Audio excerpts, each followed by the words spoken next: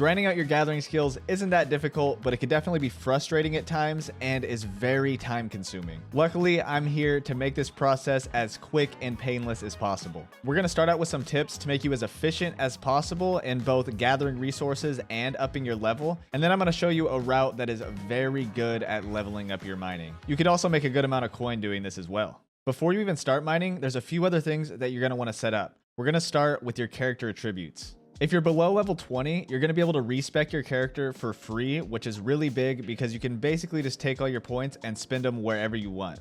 This is going to be really important because you can take all of your points and throw them into the strength attribute. Once you hit certain strength milestones, you're going to get buffs. They're going to help you with your mining skills. Most notably for low levels is that once you hit strength level 50, it's going to increase your mining speed by 10%.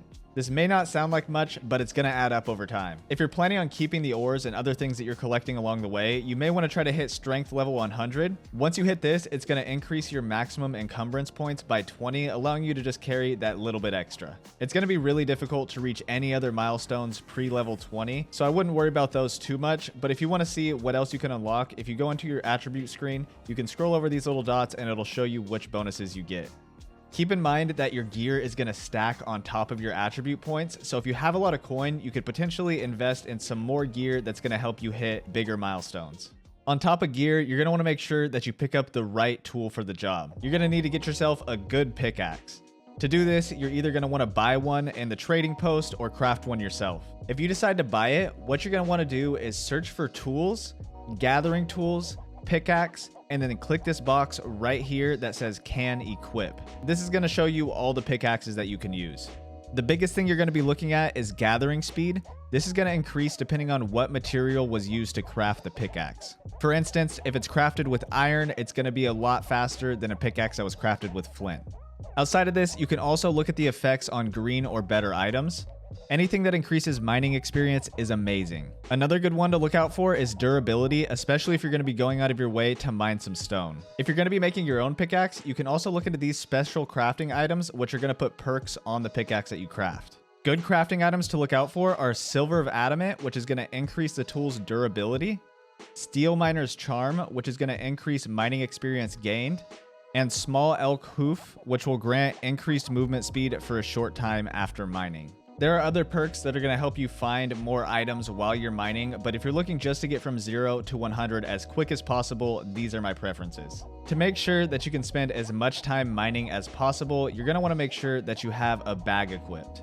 If you don't already have a bag, I recommend checking the trading post for something that's going to increase your encumbrance by quite a bit. Or if you're really lucky, you may even find one that reduces the weight of mining supplies and materials. This is really going to help a lot and make it so you don't have to continuously make trips back to your main city. So, although this guide was set out to help you level up as quickly as possible, I do recommend that you keep iron ore and green or better items. If you really don't care about coin and just want to level up, you can drop this stuff, but I really recommend that you keep it. Keeping these items is going to make you have to make more trips back to your storage unit, but it's really going to pay off in the long run.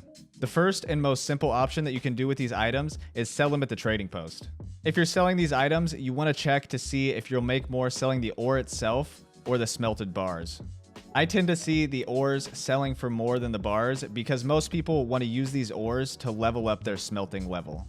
If you want to level up your smelting alongside your mining, you can smelt them as well and then just sell the bars anyways. Either way, it takes 4 iron ore to make 1 bar, so smelting this is going to greatly reduce the weight of the items and make it so you can store more in your storage unit. Iron is going to be extremely important for leveling up a bunch of different professions. Most notably, it's needed for engineering, weaponsmithing, armoring, and arcana.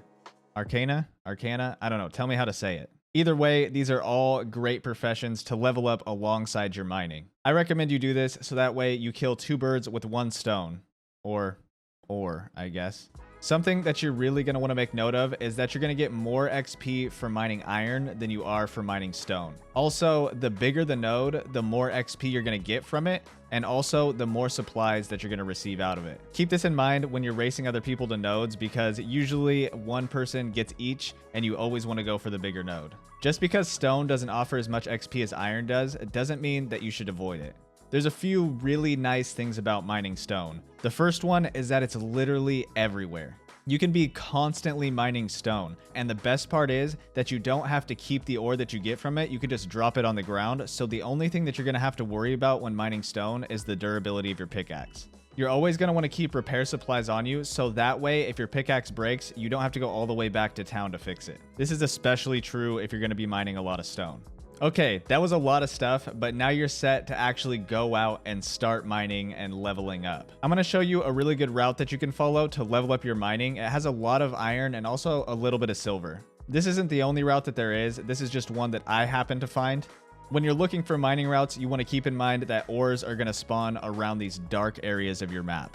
The reason that this route that I'm about to show you works so well is because there's not a lot of mobs that are going to interrupt you while you're mining, and it's also a full circle, so you end up back at the start of the route at the end. Usually nodes take about 10 minutes to respawn, and running this route takes about that amount of time. I'm going to speed it up for you so you don't have to watch the whole thing. If you've enjoyed the video up to this point, don't forget to like and subscribe. So we're going to start out right here, straight to the west of Everfall, right on the border.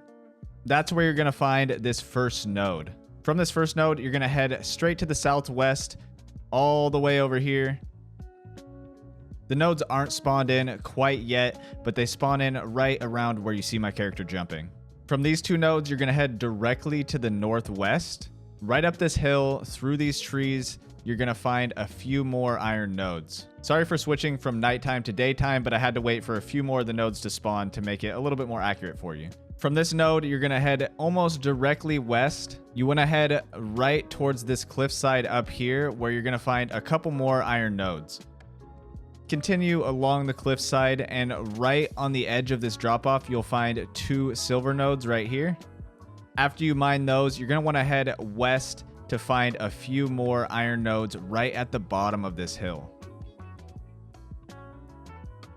Once you get those mined, head south, and you're going to find another iron node right across the road right here. This is about as far west as you're going to travel. From here, you're going to start heading back to the east.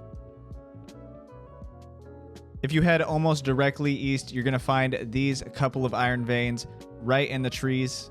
You're going to want to head east for a while, and that's going to take you right back to the first node. If you look out to the right, you can see the 2 nodes that were missing from the start.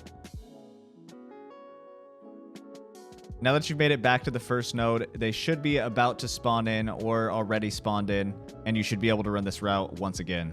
If you enjoyed, don't forget to like and subscribe, and check out the Twitch stream down below. Thanks for watching.